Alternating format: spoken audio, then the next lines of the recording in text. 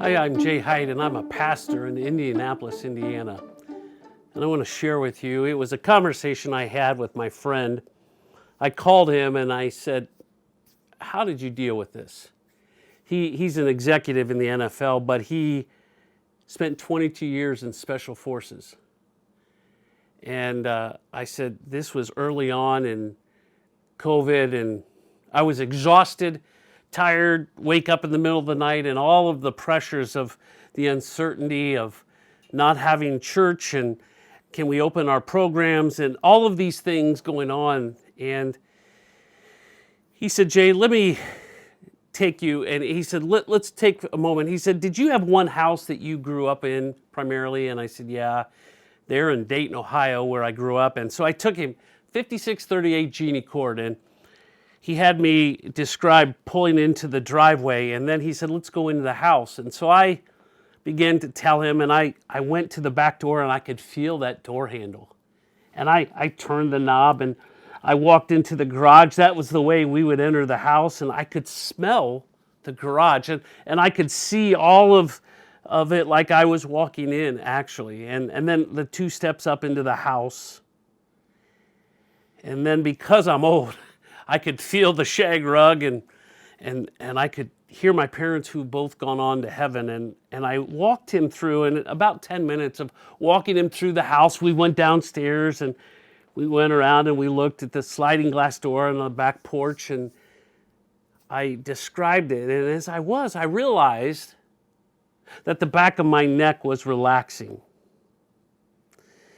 And he told me, he said, Jay, he did 3 tours in Iraq with leading a Delta team.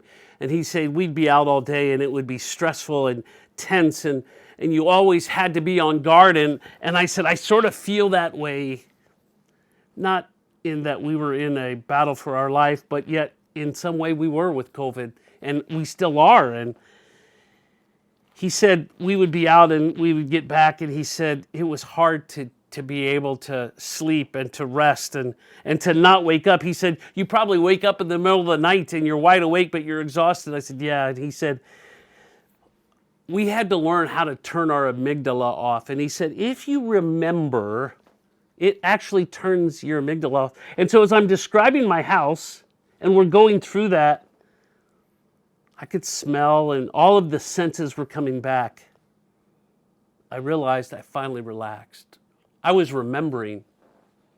You and I talked about, I described to you my home in Dayton, Ohio, where I grew up.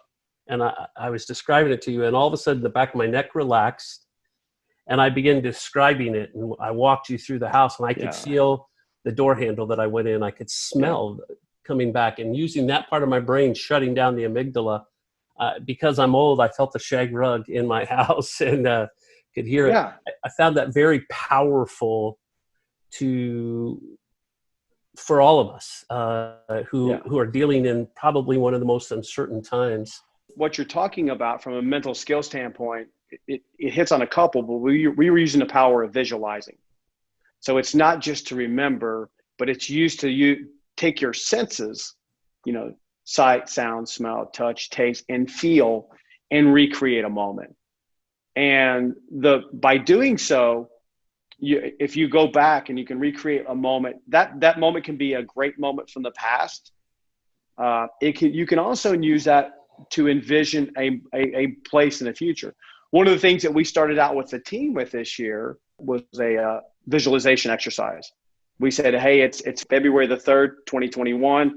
We're at Raymond James Stadium. We've just won the Super Bowl. The confetti's flying. And we went all through that. And we created this, and we had them all closing their eyes, and we created this very, very vivid experience where each of them, they were with their loved ones. They were on the field, and they thought, so we did that one around a goal or a vision. And it's shown those types of things have a way of kind of keeping our actions and stuff in line. It makes it easier for us to find our north again, because we really, really have a strong memory of where we're going. But you can do that both. You can do that both present or to the future or to the past. But visualization is probably one of the most underutilized aspects, more underutilized things that we have out there, because We had Doc Rivers come and talk to the team, and he said, you'll never get anywhere you can't see. You've got to see the path. You've got to be able to envision and create that future in your mind and use that to align your behaviors and activities to get there. And as we talked, it struck me, and I said to him, I said, maybe that's what God had in store for us. In the Old Testament, he talks about the standing stones. He said, every time you go by, remember and share to your family God's faithfulness. I then also thought of the Israelites when they got into trouble, which was often. It would start off by something about they forgot the commands. They forgot. And on one hand, he tells us to remember. And maybe in the midst of all of the stresses of COVID and online and Zoom meetings and all of these things going back and forth, maybe God has in store for us shalom, his peace, by remembering.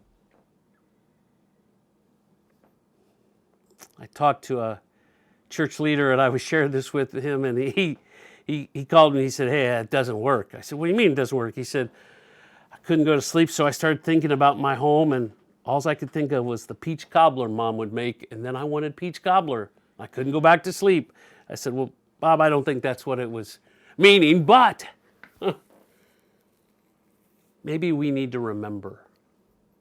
Maybe we need to remember God's faithfulness.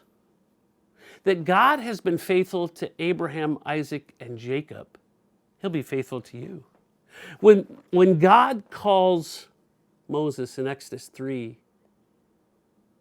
times he says, I'm the father of Abraham, Isaac, and Jacob. I think what he's saying to Moses and what he says to us is, I've been faithful and I will be faithful. And if we just remember, maybe that gives us some peace in the midst of the hectic and frantic life that we live amidst COVID. I try to spend twice a day now remembering. Oh, I remember my home, and I can remember those special moments when God has moved in my life and in my family's life. And it gives me some shalom amidst the frantic, hectic, stressful lives that we live in ministry today. Ministry today isn't what it was even a year ago, year and a half ago. It's much different. But God's still faithful. And from one pastor to another, I want to encourage you to remember today. And know this, that God's faithful. He has been, he is, and he will be. That can bring you shalom today.